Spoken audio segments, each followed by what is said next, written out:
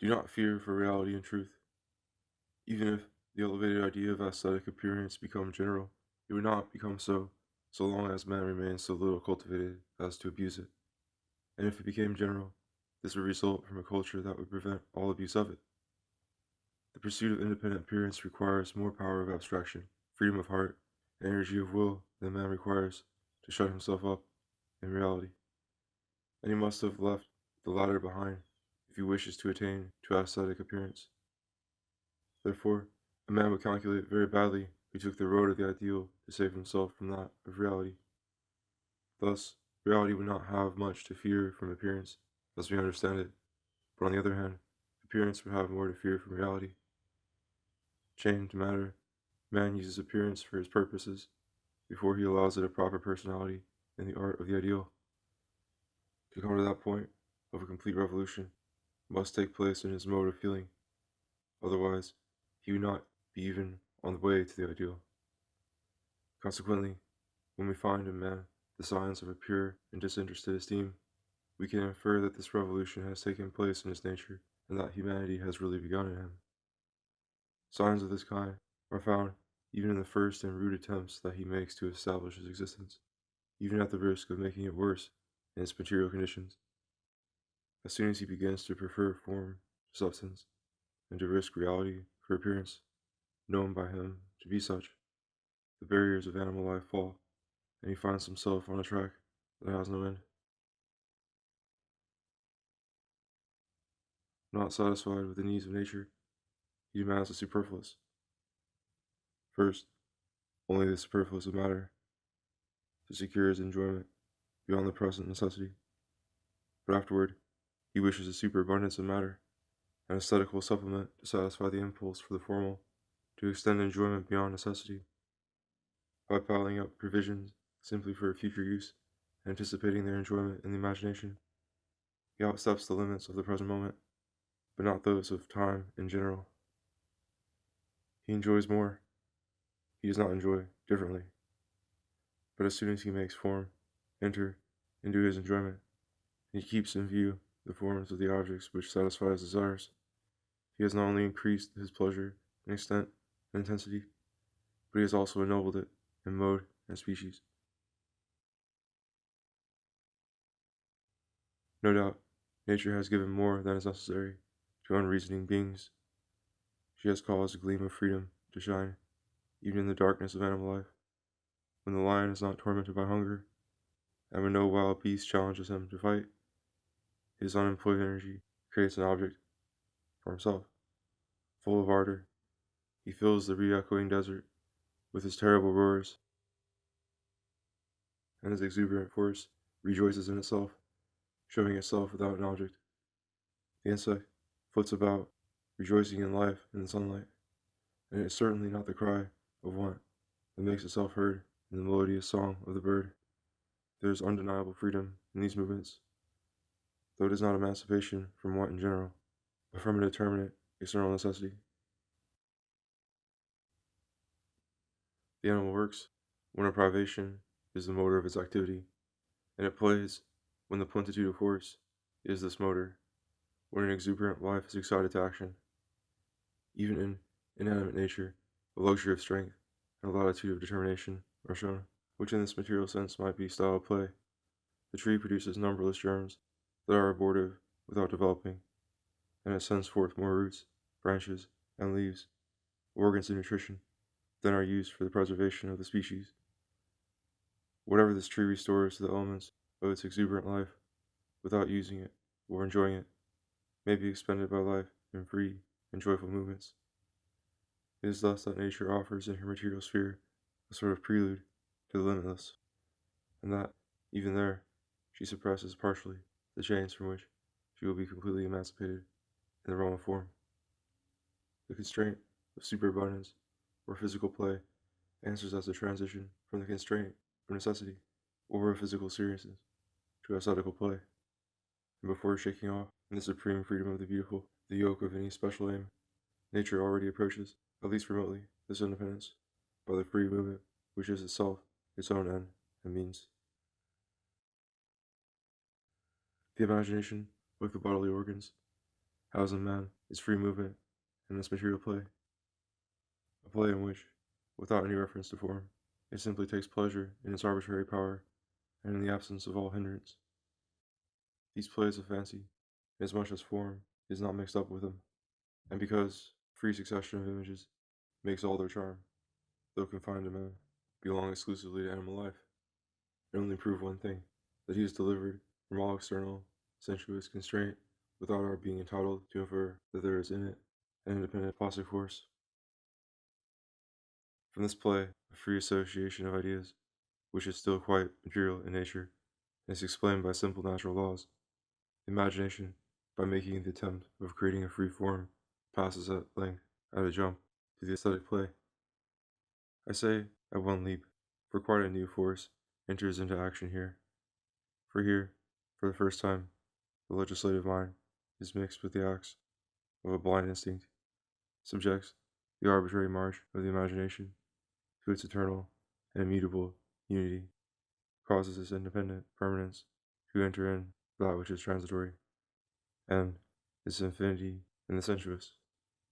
Nevertheless, as long as rude nature, which knows of no other law than running incessantly from change to change, will yet retain too much strength, it will oppose itself by its different caprices to this necessity, by its agitation to this permanence, by its manifold needs to this independence, by its insatiability to this sublime simplicity. It will be also troublesome to recognize the instinct of play in its first trials, seeing that the sensuous impulsion, with its capricious humor and its violent appetites, constantly crosses. It is on that account that we see the taste, so coarse, seize that which is new and startling, the disordered, the adventurous, and the strange, the violent and the savage, and fly from nothing so much as from calm and simplicity. It invents grotesque figures. It likes rapid transitions, luxurious forms, sharply marked changes, acute tones, a pathetic song. That which man calls beautiful at this time is that which excites him, that which gives him matter, but that which excites him to give his personality to the object, that which gives matter to a possible plastic operation. For otherwise, it would not be the beautiful for him. A remarkable change has therefore taken place in the form of his judgments. He searches for these objects, not because they affect him, but because they furnish him with the occasion of acting. They please him, not because they answer to a want, but because they satisfy a law which speaks in his breast, although quite low as yet.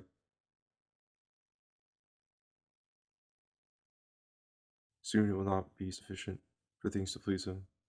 He will wish to please, in the first place, it is true, only by that which belongs to him. Afterwards, by that which he is, that which he possesses, that which he produces, ought not merely to bear, any more, the traces of servitude, nor to mark out the end, simply and scrupulously, by the form, independently of the use to which it is destined. The object ought also to reflect the enlightened intelligence which imagines it, the hand which shaped it with affection, the mind, free and serene, which chose it and exposed it to view. Not the ancient German searches for more magnificent furs, for more splendid antlers of the stag, for more elegant drinking horns, and the Caledonian chooses the prettiest shells for his festivals. The arms themselves ought to be no longer only objects of terror, but also of pleasure, and the skillfully worked scabbard will not attract less attention than the homicidal edge of the sword. The instinct of play, not satisfied with bringing into the sphere of the necessary an aesthetic superabundance for the future more free, is at last completely emancipated from the bonds of duty, and the beautiful becomes of itself an object of man's exertions. He adorns himself. The free pleasure comes to take place among his wants, and the useless soon becomes the best part of his joys. Form, which from the outside gradually approaches him, his dwelling, his furniture, his clothing, begins at last to take possession of the man himself, to transform him, at first exteriorly, and afterwards in the interior. The disordered leaps of joy become the dance. The formless gesture is changed into an amiable and harmonious pantomime. The confused accents of feeling are developed and begin to obey measures and tap themselves to song. When, like the flight of cranes, the Trojan army rushes on to the field of battle with thrilling cries, the Greek army approaches in silence and with a noble and measured step. On the one side, we see but the exuberance of a blind force; on the other, the triumph of form and the simple majesty of law. Now, a nobler necessity binds the two sexes mutually, and the interests of the heart contribute in rendering durable an alliance which was at first capricious and changing like the desire that knits it. Delivered from the heavy fetters of desire, the eye, now calmer, attends to the form, the soul contemplates the soul, and the interested exchange of pleasure becomes a generous exchange of mutual inclination. Desire enlarges and rises to love, in proportion as it sees humanity dawn in its object, and despising the vile triumphs gained by the senses, man tries to win a nobler victory over the will. The necessity of pleasing suggests the powerful nature to the gentle laws of taste. Pleasure may be stolen, but love must be a gift. To obtain this higher recompense, it is only through the form, and not through matter, that it can carry on the contest. It must cease to act on feeling as a force, to appear in the intelligence as a simple phenomenon. It must respect liberty, as it is liberty it wishes to please. The beautiful reconciles the contrast of different natures in its simplest and purest expression.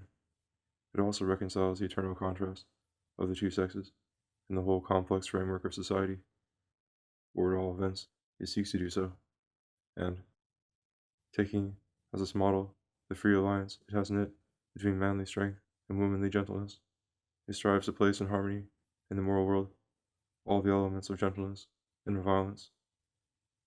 Now, at length, weakness becomes sacred, and unbridled strength disgraces. The injustice of nature is corrected by the generosity of chivalrous manners. The being whom no power can make tremble is disarmed by the amiable blush of modesty, and tears extinguish the vengeance of blood could not have quenched. Hatred itself hears the delicate voice of honor. The conqueror's sword spares the disarmed enemy, and a hospitable heart smokes for the stranger on the dreaded hillside where murder alone awaited him before. In the midst of the formidable realm of forces and of the sacred empire of laws, the aesthetic impulse of form creates by degrees a third and joyous realm, that of play and of the appearance, where she emancipates man from fetters and all his relations, and from all that is named constraint, whether physical or moral. If in the dynamic state of rights, men mutually move and come into collision as forces, in the moral, ethical state of duties, man opposes to man the majesty of the laws, and chains down his will.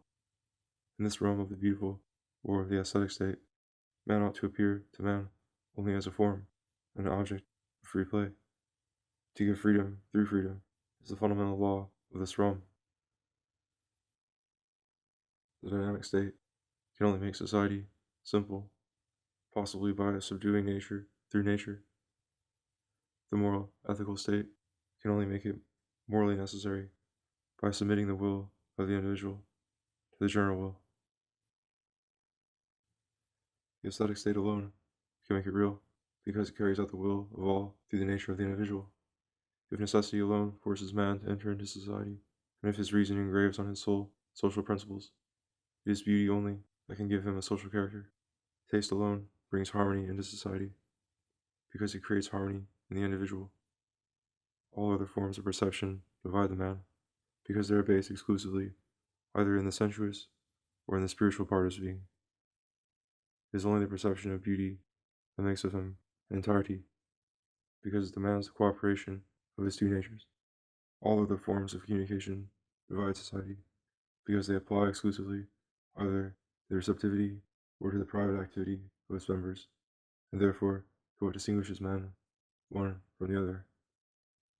The aesthetic communication alone unites society, because it applies to what is common to all its members. We only enjoy the pleasures of sense as individuals, without the nature of the race in us sharing in it. Accordingly, we cannot generalize our individual pleasures because we cannot generalize our individuality. We enjoy the pleasures of knowledge as a race, dropping the individual in our judgment, but we cannot generalize the pleasures of the understanding because we cannot eliminate individuality from the judgments of others as we do from our own. Beauty alone can we enjoy both as individuals and as a race, that is, as representing a race. Good, appertaining to sense, can only make one person happy because it is founded on inclination, which is always exclusive, and it can only make a man partially happy because his real personality does not share in it. Absolute good can only render a man happy conditionally, for truth is only the reward of abnegation, and a pure heart alone has faith in a pure will. Beauty alone confers happiness on all, and under its influence, every being forgets that he is limited.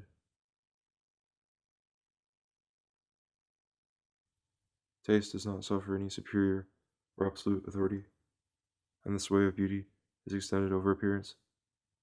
It extends up to the seat of reason's supremacy, suppressing all that is material.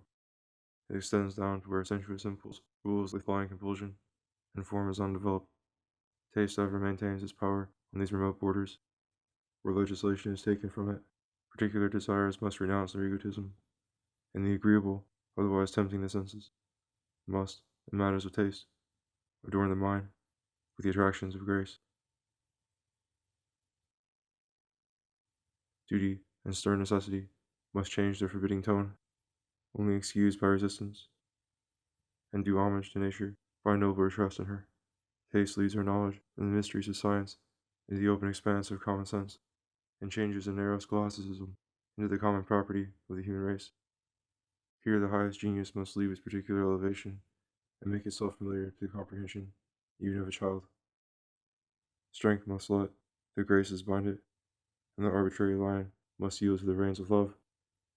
For this purpose taste throws a veil over physical necessity, offending a free mind by its coarse nudity, and dissimulating our degrading parentage with matter by a delightful illusion of freedom. Mercenary art itself rises from the dust, and the bondage of the bodily, at its magic touch, falls off from the inanimate and animate. In the aesthetic state is a free citizen, having the same rights as the noblest, and the intellect which shapes the mass to its intent must consult it concerning its destination. Consequently, in the realm of aesthetic appearance, the idea of equality is realized, which the political zealot will gladly see carried out socially. It has often been said that perfect politeness is only found near a throne. If thus restricted in the material, man has, as elsewhere appears, to find compensation in the ideal world. Does such a state of beauty and appearance exist, and where?